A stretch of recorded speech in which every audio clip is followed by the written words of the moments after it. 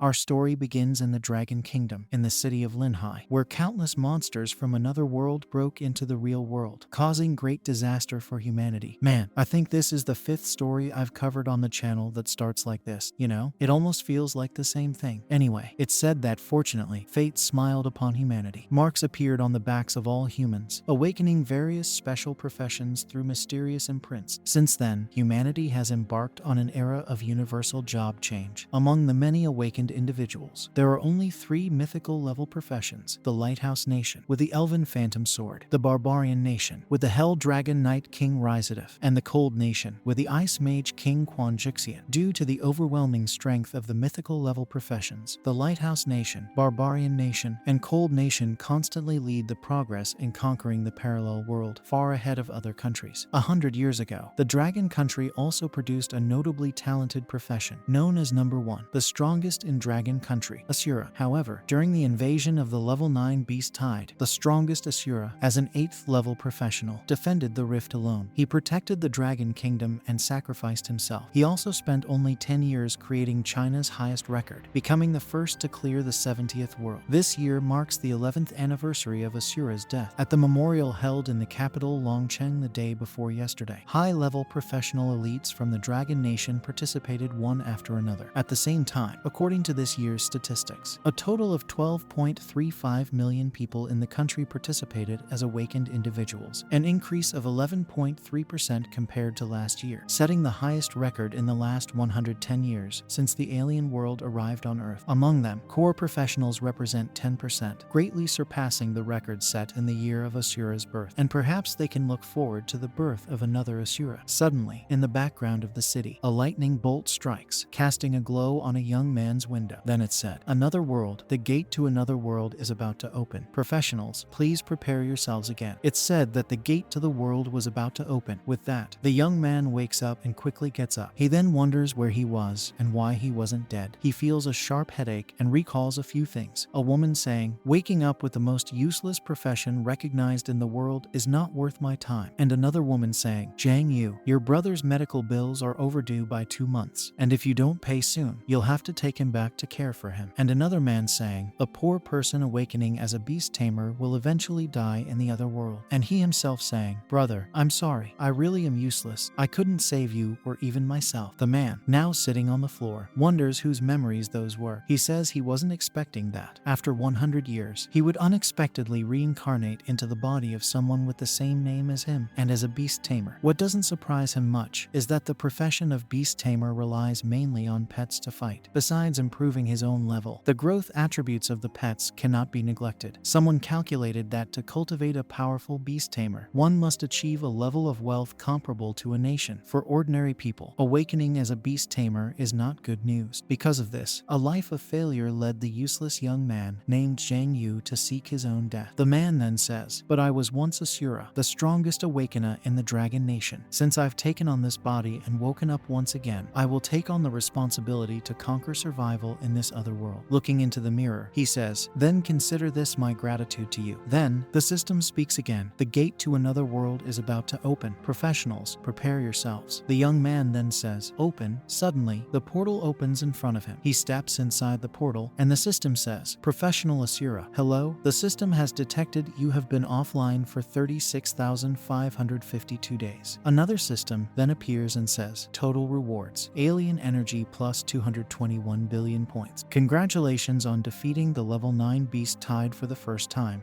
and completing the mythical achievement and the unmatched era achievement in another world. Reward received, Supreme Oracle mythical treasure. The Supreme Oracle was automatically used. Congratulations on receiving a permanent buff. Online and offline alien energy gains in the other world increased to 10,000 times. And this effect is now active. You gained an additional 999 times idle income." It showed that he had trillions of energy points. He then says, "Trillions of alien energy. The highest level beast Tide in the other world. The reward for breaking through the first one is unexpectedly so rich." The system then says, "You have received a career reset. Choose one of the following 7 primary mythical professions: Undead Knight, Death Knight, Dark Warrior, Shadow Swordsman, Shadow Reaper Assassin, Holy Priest, Infernal Mage, Fire Mage, Shadow Hunter Archer, and Beast Tamer Necromancer." The young man then says, "100 years ago, I awakened as an epic warrior. warrior. But the strongest profession in the world is actually the beast tamer. However, the immense alien energy needed to enhance both myself and my pets made development excessively difficult. But since I have been reborn, I have millions of years of idle income. Of course, my first choice is the Necromancer. The system then says, congratulations on becoming the fourth mythical core professional of another world. Necromancer, an advanced profession of beast tamer. He was then impressed that his initial growth was 100 stars, which was a lot of power, thus making sense for it to be a mythical profession. Then we have some explanations about the Necromancer profession. A mythical profession based on resurrected magic from the depths of hell. The Necromancer masters the power of the undead, deeply connected to death, which excites the Necromancer. Magic attack growth, 25 stars. Mana growth, 18 stars. Health growth, 20 stars. Physical defense growth, 18 stars. And magic defense growth, 19 stars. Then it explains about soul harvesting. When the Necromancer kills monsters from another world, there is a 1% chance to harvest their souls, turning them into his own pets. Pets obtained this way cannot be traded. They can only be used by the Necromancer or as materials to upgrade other pets. It also explains about undead evolution. All of the Necromancer's pets can evolve by devouring pets of the same rank, thus reaching the mythical level, and their loyalty is unlimited. The experience required for all the Necromancer's pets to level up is reduced by 50%. Then it explains, regular pets of beast tamers can acquire intelligence through rare quest rewards, but their quality cannot be upgraded. The protagonist then says, I didn't expect the Necromancer could not only evolve pets, but also harvest monsters to become his own pets. Truly worthy of a mythical level profession. In my previous life, I relied on an epic level profession to clear 70 worlds in just 10 years, becoming the #1 in the Dragon Kingdom. In this life, I'm starting with a mythical level profession. He then says he is determined to perfect his journey in the ultimate world, not just in the Dragon Kingdom, but also to become the strongest in the world. The system then says, welcome to the first world of the other world, Nightmare Fountain. Based on your login location, the matched safe area for you is Apocalypse City. Friendly reminder, fighting is prohibited within the safe area. Would you like to continue using this Asura ID? If not, please confirm a new ID. The protagonist says, no, continue. The new ID would be 0. Then he says, in this life, it's destined to surpass the existence of Asura, and besides, there is only 0. The system then says, Apocalypse, City 1, the first world, Nightmare Fountain. The protagonist then asks if that was the other world, as it looked very much like the real world, and it was truly impressive. He then wonders,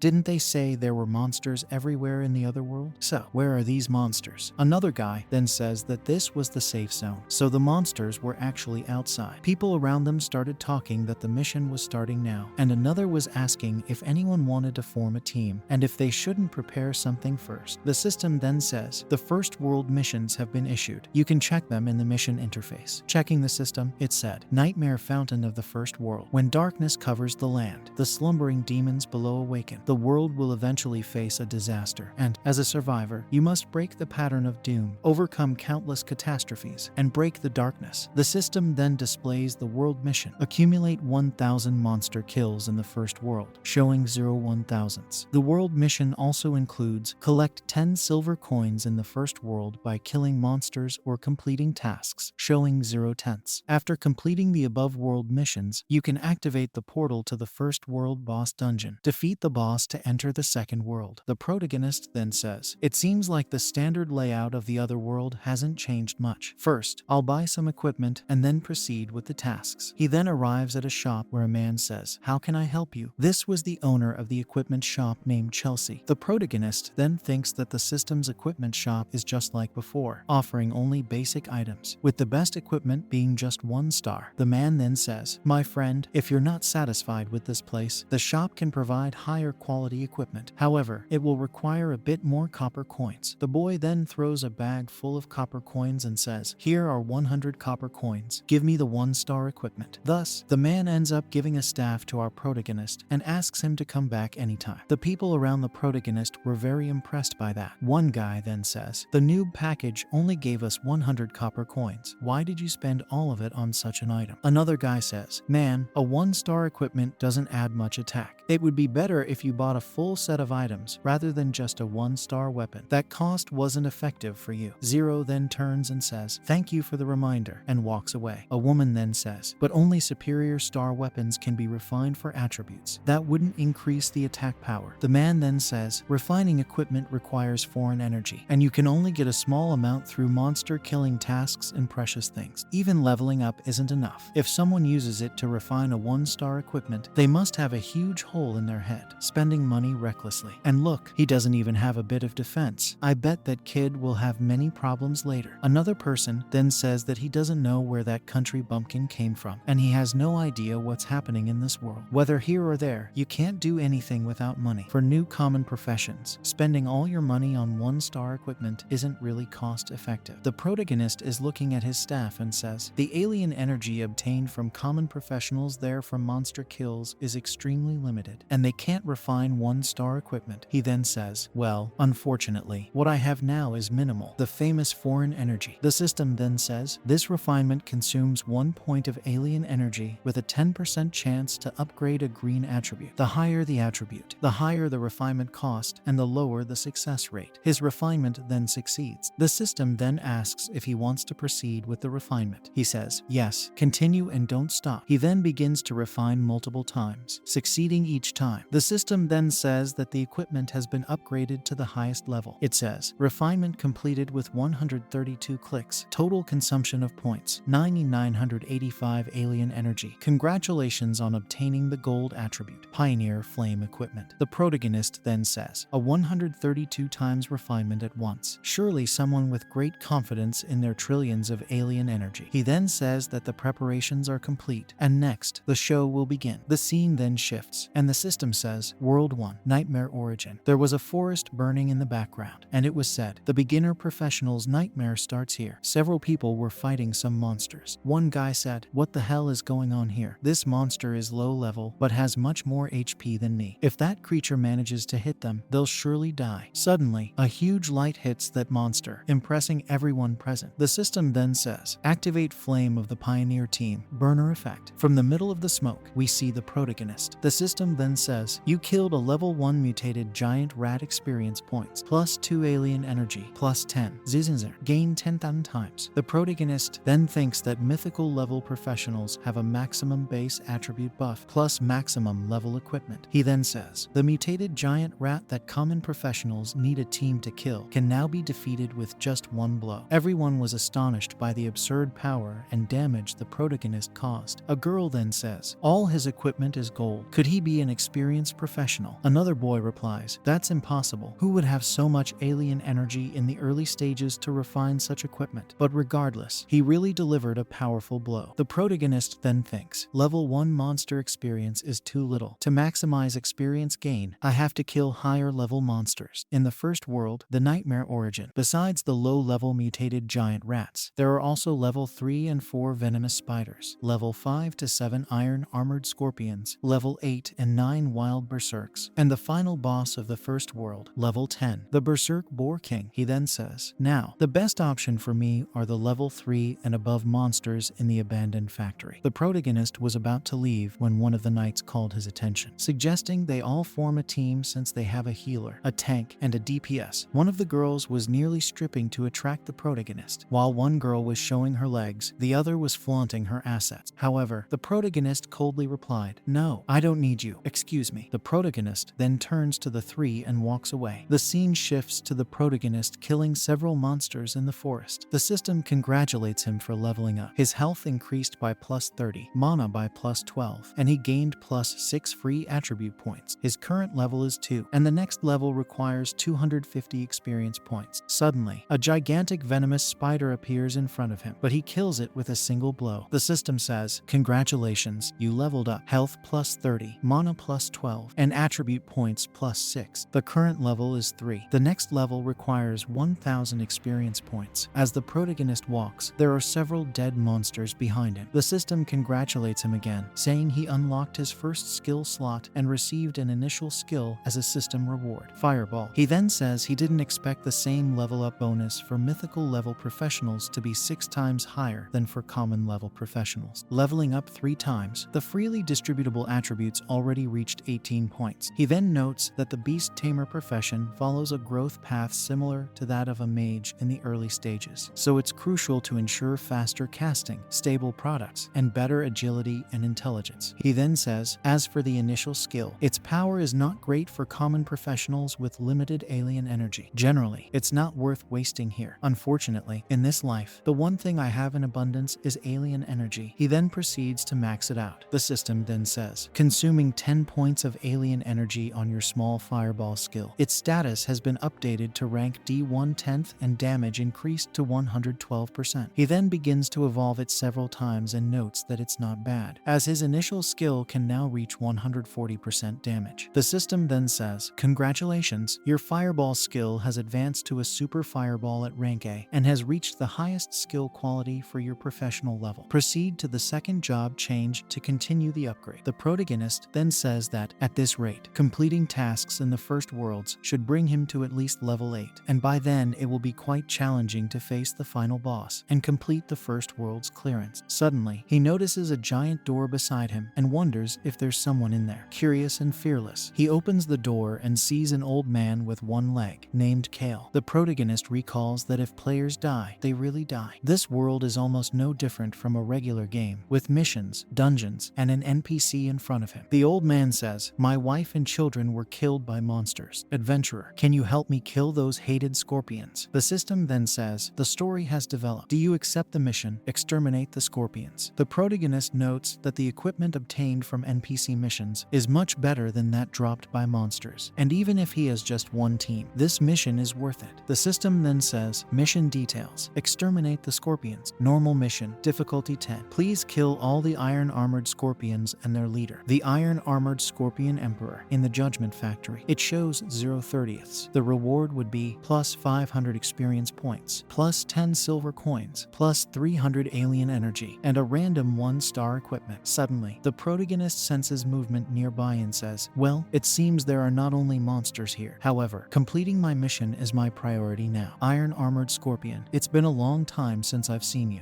He remembers that the iron scorpion has an ability to withstand several hits and attack effectiveness is reduced against them. However, the protagonist doesn't care much and charges at them. The protagonist tries to attack the scorpion with his fireball, but the armored scorpion activates a skill collision, throwing the protagonist back with the explosion. Then, the protagonist manages to kill that armored scorpion and gains plus 15 experience and plus 20 alien energy. The protagonist then says that the super fireball can be immensely powerful, but it has a downside. It uses a lot of mana. He then remembers that when the number of normal armored scorpions decreases to a certain limit, it causes the iron-armored scorpion emperor to appear much earlier than expected. Suddenly, the scorpion boss appears. The protagonist thinks he must kill that giant creature as quickly as possible before his mana runs out completely. He then activates his super fireball skill again, launching this enormous power against the scorpion. However, the scorpion's tail deflects the attack. The protagonist then says it's troublesome, as the scorpion's body is really tough. The scorpion tries to use its best weapon, the tail, to attack the protagonist. However, the protagonist manages to dodge and strikes the scorpion's back, causing the monster to fall to the ground. He says he was very lucky to immobilize that monster before his mana ran out. He just needed to land the final blow on the Scorpion King to complete his mission. Suddenly, a man with a knife appeared behind the protagonist, while another man emerged in front of him, declaring that they would complete the mission and claim the Scorpion King. However, the protagonist easily dodged and said, so, you finally showed yourself, huh? As if he had been expecting them all along. The man responded, finally, you figured it out. The protagonist replied, some people level up honestly, while others specialize in killing people and stealing their kills in secret. What a shame, huh? You chose the wrong target. Every enemy I've faced has been millions of times stronger than you. The protagonist then launched his fireball, instantly incinerating the man, while his friend was horrified by the sight. The friend said, weren't you out of mana? How can you still use your abilities? The protagonist, sly and cunning, replied, if I hadn't said that, you wouldn't have shown yourselves. The system then appeared for the protagonist, mentioning soul harvesting. The system asked if he wanted to absorb the Scorpion Emperor as his pet. The protagonist responded that his luck seemed very good to trigger the class effect so early. He then absorbed the scorpion, and a black shadow began to emerge from his feet. From the protagonist's back, the iron-armored Scorpion Emperor appeared, and the system informed him that he had received the scorpion as a pet with a normal grade. The scorpion's system window appeared, and another window informed that the Necromancer class effect was active, increasing the scorpion's loyalty meter to infinity. The protagonist then said, the reason beast tamers find it hard to grow is that pets require the tamer's experience to level up. In the early stages, it takes double the experience to level up, and in the later stages, when there are more pets, the demand increases even more, making it an impossible process for ordinary people. What I have in abundance are experience points. The scorpion was completely devoted to its master. The protagonist then said the update was complete. The system then informed him that the iron-armored scorpion's armor had been upgraded to rank A and its steel body also to rank A, reducing all damage received by the scorpion by 30%. The man, not believing what he was seeing, asked the protagonist what exactly he was, saying it was impossible for a normal beast tamer to possess such power. The protagonist replied that since he accepted the mission, he had sensed people spying on him in secret. He said, "Let me guess, you must be the assassins who rely on stealth to attack isolated people. We have the same mission, so you plan to ambush me at the last critical moment and take my Scorpion King." The man responded that he thought the protagonist was very weak, but it seemed he had underestimated him, realizing he was much stronger than anticipated. The man then said he needed to run as fast as possible, or he would probably die. The protagonist, smiling, asked to see the man's abilities and swiftly punched him in the stomach. On the ground, writhing in pain, the man begged the protagonist not to kill him and pleaded for his life. The protagonist said, "In this world, where the strong prey on the weak, if you want to attack others, you must be prepared to become the prey." He then sends his scorpion to catch that guy and returns to the NPC. The NPC says, "Thank you for avenging me. From now on,